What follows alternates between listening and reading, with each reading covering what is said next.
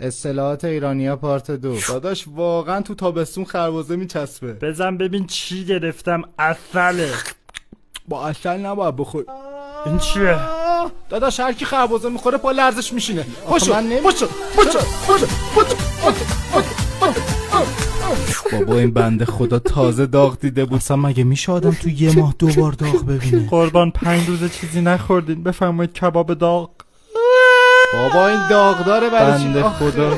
بابا بچه خوب این حرفا به تو نمیرسه. پسر خوب مفترت میکنم به تو نمیرسه. داداش نمیرسه. بابا ببین به خدا برسم پارت میکنم پسر به خوب. تو نمیرسه، به منم نمیرسه. الان نمیرسیم کلا. نمیرسه. من فهمیدم یکی از بین خودمون داره جاسوسی میکنه. قربان ما فهمیدیم جاسوس کیه. واقعا؟ خب فقط یه اسم بهم بگو. قربان بگو. برادرتونه. حرف نزن. اما قربان این واقعیت داره. اسم داداشم میاد دهن تو آب بکش. با چی؟ ببین من خودم از خمیر دندونا و دهانشویی ویتارکس استفاده میکنم. واقعا تو کیفیت حرف اولو میزنن.